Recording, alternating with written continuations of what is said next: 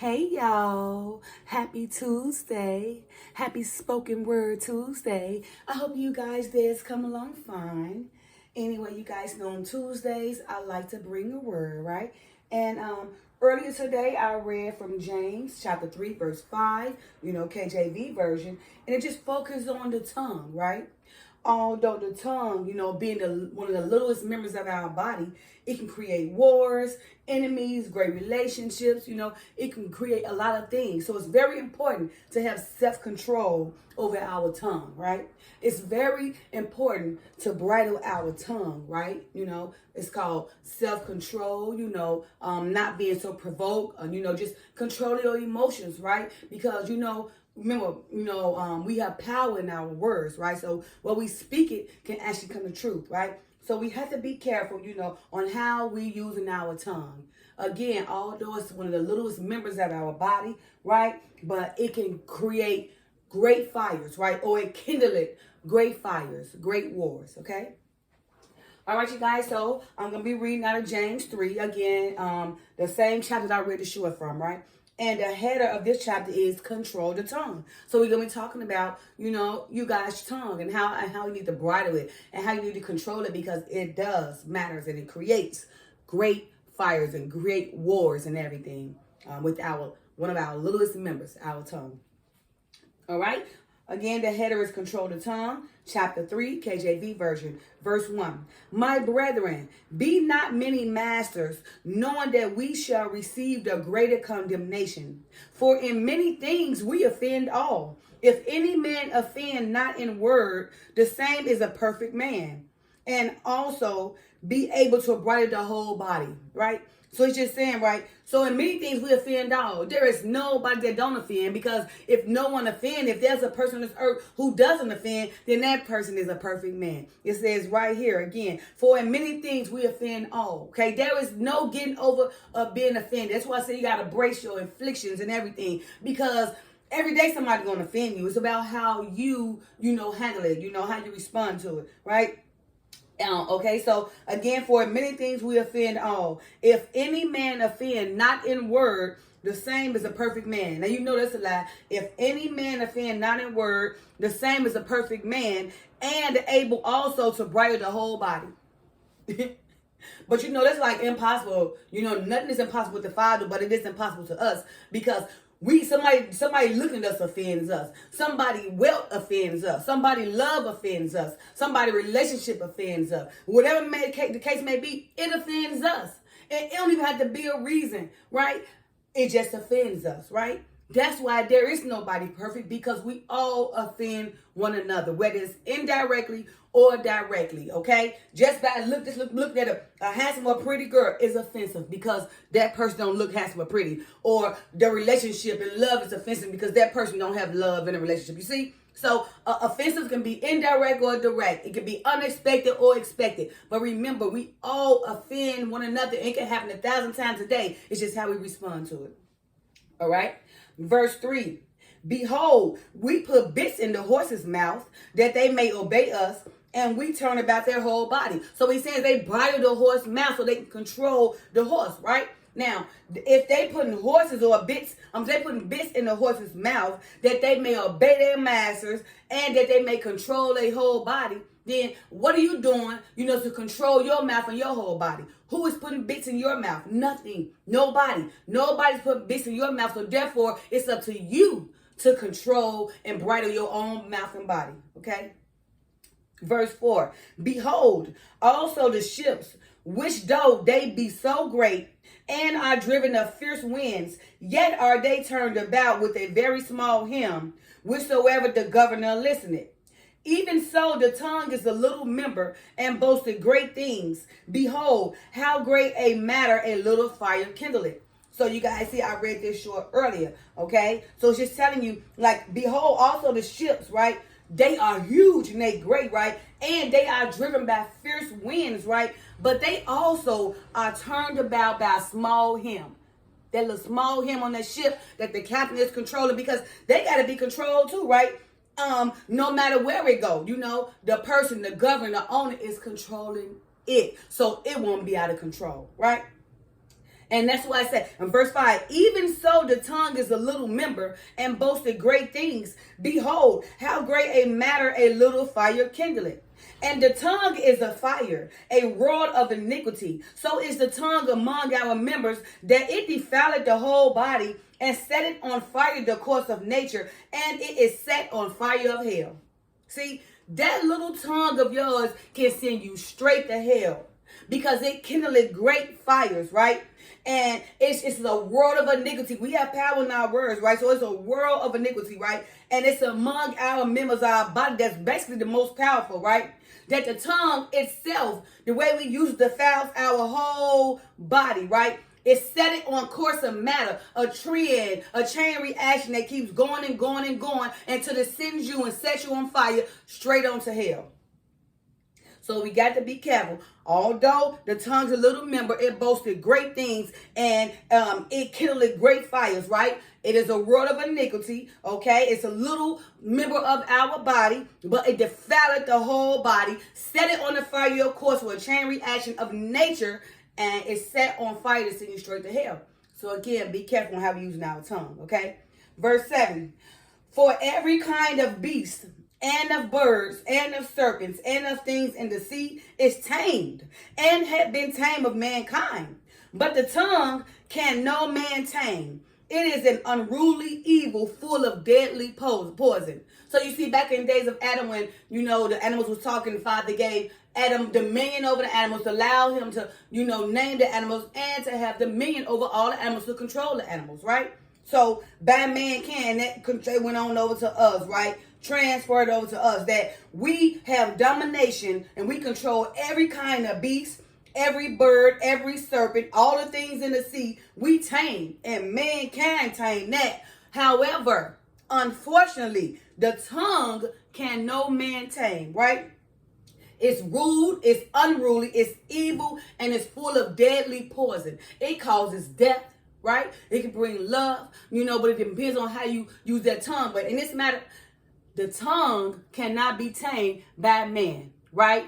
It like causes deadly poisons to others and everything like that. It's unruly and everything, and it can be evil, right? And that littlest thing, that littlest member of our body defiles the whole body and create all type of tensions and wars. Very easy in this, cause poisonous amongst others and within ourselves, right?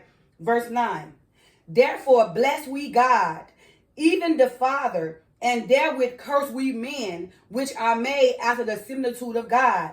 Out of the same mouth proceeded blessing and cursing. My brethren, these things ought not so to be. So he said, out of the same mouth, that tongue of yours calls blessings and curses. That tongue is so powerful. Either it can defile the body and defile, something else of your possession. Is very powerful, or it can bring about life. Okay, so it can bring about a blessing or a curse. The tongue itself can be a blessing to somebody or a curse to somebody. But the Father said, my brethren, or the Messiah, my brethren, these things ought not so to be. Inspired. Because right now I'm reading James. This is James who was talking, but of course he's inspired by the Father through the Messiah, okay? But the Father is inspired him, through the Messiah, for him to say these things, okay? Out of the same mouth proceeded blessings and cursing. My brethren, these things ought not so to be, right? As we're saying, we got power in our words. We have to be careful on how we speak it, because out of our same mouth, out of our mouth brings upon blessings and curses. And it goes from generation to generation to generation, up to the third and fourth generation. So we must be careful. We must bridle our tongue, right? We must know how to respond to people that's trying to provoke us. We have to know how to control our littlest member of our body, our tongue, that no man can tame. We have to learn within ourselves, because none of us is perfect, and we can't control our whole body because our tongue is untamed. Because indirectly, we offend others and be offended by others' tongues, okay? All right? And again, my brethren, these things ought not so to be. The Father or the Messiah don't want it to be, right? He wants you to practice more perfection. He wants you to practice, controlling your tongue, bridling your tongue, okay? Verse 11. Doeth a fountain send forth at the same place sweet water and bitter? Can the fig tree, my brethren, bear olive berries? Either a vine, figs, so can no fountain both yield salt water and fresh. So he's saying, if that person evil or whatever it is, it's going to be evil. If that person fresh or good, it's going to be fresh or good, right? But the fountain itself cannot send the same sweet water and bitter water, right? The fig tree cannot, bear olive berries, okay? It's gonna bear figs, okay? So no fountain can both yield salt water and fresh. No fig tree can yield olive berries, right? No evil human can bring forth goodness, okay? Even though he compared it to the fruits, he's talking about us, all right? All right, now we're going to verse 13, and the header change. It says, live wisely. Okay, my brother and sister, gain some wisdom. Seek the Father in spirit and truth diligently, right? So he can help you live wisely, right? That's what the header of this of verse 13 say. Live wisely, okay? Verse 13. Who is a wise man and endued with knowledge among you? Let him show out of a good conversation his works with meekness of wisdom. So ask yourself, all your groupies, all your friends, or all whomever is around you in your circle, I want to ask you, okay, who is a wise man and endued with knowledge among you? Is there any one of your people, your friends, or whomever in part of your group, endued with knowledge among you? Someone is wise. If so, let him show it out so you guys can follow, right? Let his works be a good conversation with meekness of wisdom so you guys can follow his lead. Because if you guys not following that person who is endued with knowledge and wisdom, he ain't or she ain't going to be around y'all too much longer anyway. Because they have discernment. And they going to see that, oh my goodness, they can't deal with that because they know they're on another level, another mindset, a more godly mindset. And they can see right through it. So they'll be around you for a minute. Hopefully you can catch on, trying to teach you, trying to lead you, trying to help you. But if you're not taking in, you allowing that little tongue to offend you, then they're going to leave you anyway. So that very person who is knowledgeable and who possesses wisdom around you, have discernment, and see what kind of person he or she is, and they're going to move anyway if you don't catch on. Okay? So again, who's that person, that's around your friends, around your group that possesses, great knowledge among you? If you have a person among you that possess that great knowledge and wisdom, allow that person to give you guys a good conversation, right? Allow his works and his meekness of wisdom, to guide you. Verse 14. But if ye have bitter envying and strife in your hearts, glory not and lie not against the truth, okay? And there's so many of us, that possess bitter envy and strife in our heart, right? Glory not, because you can't glory not, right? And lie not against the truth, because there's no truth in you, because you're deceiving and manipulating within yourself. Because if you are bitter and you are envying, you strife in your hearts, there's no glory to the Father or anything. It's really glory for you and the glory for the things you want, right? There's no truth in you, right? You the same person that sit around and watch somebody else's life and become envy, and strife and within your hearts and just hate that person for no reason. Or better yet, you can be that person's friend or family and see that person doing good in their life and move to the next chapter and knowing that they may be graduating or getting married, everything, right? And you was cool with them all that time until they achieved this great accomplishment, even marriage.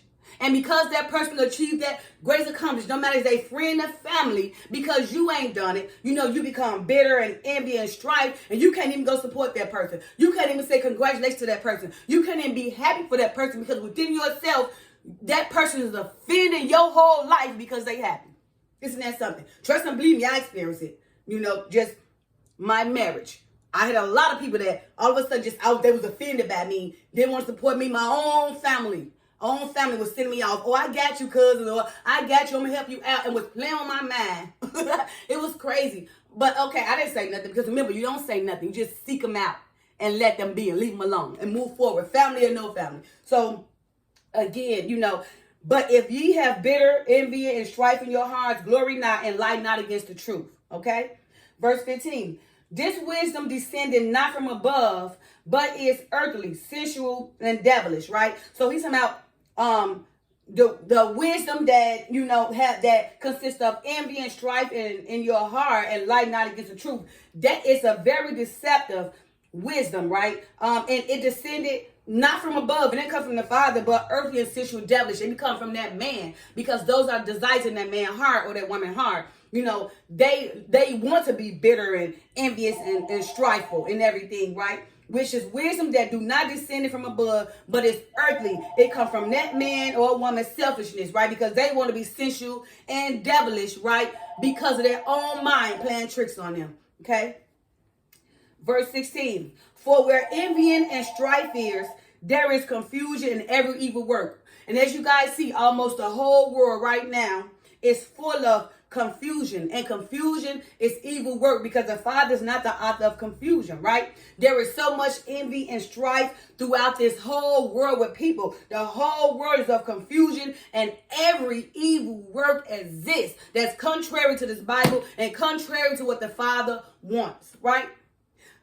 That's almost the whole world, right? Remember, for where envy and strife is, so that person, remember, if you got a person in your group who you know that's envious and strifeful, remember there is confusion, and with them is of every evil work. No matter who it is, mama, daddy, sister, brother, cousin, auntie, uncle, niece, family, your own enemies. That family be the worst enemy, your foes and enemies of your own household. Them be the main people that be offended of you for no reason. Just like, they was offended of the Messiah. It didn't even have a reason to be offended. They kept coming up stuff, creating things in their mind. And he knew that. And that's what it is, right? Because, again, those people were envious and strifeful, and it was much confusion of every evil work. The same thing that happens today with most of the people in the world. I mean, trust me, I got quite a few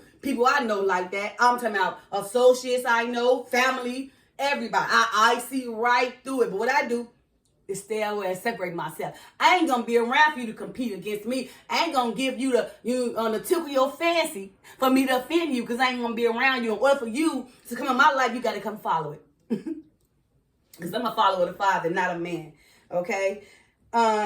Verse 17. But the wisdom that is from above is first pure, then peaceable, gentle, and easy to be entreated, full of mercy and good fruits, without partiality and without hypocrisy. So that's how you know the difference. This kind of wisdom comes from above, right? But this kind of wisdom is pure. It consists of peace. It's gentle. It's easy to be entreated. It's full of mercy and good fruits. It's without partiality and without hypocrisy. So if you see a person like that, you better hold on, grasp them. You copy them and be like them. Imitate them. Emulate them. Okay? Because that's what you want to be. And that's what you want to possess. You want to possess that type of wisdom that comes from the Father. Again, he just talked about two wisdoms. The wisdom that comes from man, that's not above, but it's earthly, sensual, and devilish. And this kind of wisdom consists of bitter and envy and strife in their hearts. And, they don't go with the truth, right? But the other wisdom, remember, that come from above is pure, it's peaceable, it's gentle, it's easy to be entreated, it's full of mercy and of good fruits, without partiality and without hypocrisy. So he said it's of truth, okay? So there are two different wisdoms, right? The wisdom that I think I possess, is the wisdom from the Father. The wisdom that a lot of people I know possess is the wisdom from themselves that did not come from the Father. So, and that's why people that do possess wisdom from the Father have to embrace affliction, have to embrace offensiveness. We have to embrace everything, and we have to look forward to embrace it, because if we want, to be rewarded with eternal life, then we got to walk that path of long suffering. And it's fine, because walking that path of long suffering allows you to tame yourself, control yourself, discipline yourself, so you don't get caught up in all these worldly deceptions, that the Bible speaks of, what I'm talking about right now. All right? Verse 18, the final verse. And the fruit of righteousness is sown in peace of them that make peace. Right. I love peace. I don't want nobody to get into it. I want people to be equally treated. I want them to be cool and everything, right? And that is a fruit of righteousness. I love to possess that fruit of righteousness. People know the truth. I'm not no person that go start stuff, investigate, be about bickering and chaos. No. I want to be cool and lay back and chill. The only time I get into problems, people bring it to me. Like, it's seriously. People come follow your life to get in your life and create problems with your life. I can just be here, sitting here to myself. Like, I'm always at home. And I'm not serious. But I have people that sit and think about me and focus on my life and try to come to my life to create chaos. And what I do, I really ain't going to give them the benefit of the doubt. I'm not going to tickle their fancy. I just stay away, okay? I don't even want to argue with you that much, I'm just going to not say nothing back because I don't want to give you no ammunition to try to come kill me. You understand? So if I say something back to you, that's just going to make you more angry and then make you feel like I'm going to kill her, all because I defended myself. Therefore, I'm all the way across the world. So those who do hate me, you got to travel 2,500 miles to get me. And those people who around me who hate me and follow my life, I got to be around you. And I'm not willing to do that, okay? So again, I like to possess the fruit of righteousness, right? To be of peace. And those who are not of peace, I don't like them to be around me. I'm telling you, I get tired of experiencing that. People don't got nothing to do. They want to focus on your life, come around you. Like, go worry about your own life. Why do you want to come in my life and create problems? I was peaceful. Okay? You sitting around thinking about me, possessed over me somehow, and worry about my life. Now you want to come make my life unpeaceful. Stay at home. That's the problem with people. Don't sit around and focus on other people's lives. Focus on your own life, because trust and believe me, that person at home thinking about you, they're not thinking about you. The only thing they're thinking about is when you causing them problems. So the only time they think about you is when you bringing problems upon them. Okay, so I'm here to speak for us all. There's no reason to try to compete with us or come and do whatever you got to do, because we're just going to fall back anyway. So we ain't gonna make you more mad or tickle your fancy and give you more ammunition that responding back. Because I don't want to make you more mad to make you want to kill me. I'm just gonna leave you alone, lay back, and then that way you can go find another target. Because if it takes two, if I don't say nothing back and stay away, how you gonna come get me? There's nothing to come get me for. I ain't communicating with you or nothing like that. You ain't gonna see me. So, therefore, everyone should practice fruits of righteousness. Stop causing problems with people. If you got a possession over somebody's life, don't bring it to their attention. Just work it out at home. Work it out with some other people. Work out the people on the same mentality you are. But don't bring that confusion and that evil and that deceptiveness and that sensual stuff, that envy and strife to that other person who don't want no parts of it. Okay? So, again, very last verse 18. And the fruit of righteousness is sown in peace of them that make peace. So those who make peace and who want peace, those are the people who possess the fruit of righteousness. Okay? All right, you guys. I hope I brought some clarification from you guys. I just read James chapter 3, KJV version. Okay? So remember, you guys, Bible, basic instructions before leaving earth, or biblical instructions before leaving earth. And I'm doing a lot of scriptures for you guys. I hope some of you guys taking the time to go read these scriptures with me so you can help yourself, help better yourself, help get you on a great path, okay? So you can overcome all your bondage that's going on in your life. You can free yourself, from the slavery of sin or the slavery, whatever habit you got. Okay, if you follow the Bible, and seek the Father in spirit and truth, seek Him diligently, and then you will start learning how to break down mysteries and understand things. You will see the big picture. You will have great discernment. You will know things nobody would not ever know in their life unless it came from them through the Father. And that's where I'm at. So many things that I can understand and see through people are never, ever able to understand and see it. I always going to be 2 or 3 steps ahead, because by the time that person catch up with me, I already got discernment. I done seen that person. No they finna do. Already made my plan and set away. So therefore, that person never even get that close to you. Because the Father hide His people. He hide His chosen ones. He hide His saints. Now some of them get martyred. Some of His saints get martyred, because He also say most of them got to get martyred before they come here. But the fastest way to eternal life is being martyred by the word. But you got some that live the fullness of life. That Abraham, he didn't get martyred. Enoch went on to him. So you got people that still live. I think sometimes it depends on what you ask in the Father, because some people want to go. Some people want to stay. Some people want to be watchmen, some people want to be whatever, but it depends on what you ask the Father and spirit and truth, and if he listens to your prayers. But he listens to your prayers if you are a saint, and somebody, who try to walk the righteous path, okay? All right, so again, that was James 3, you guys. I hope I brought some clarification to you guys about the tongue. Control the tongue. Although it's the littlest member of our body, it kindleth great fires, okay? Brighten yourself, my sister and my brother. Love y'all. Peace.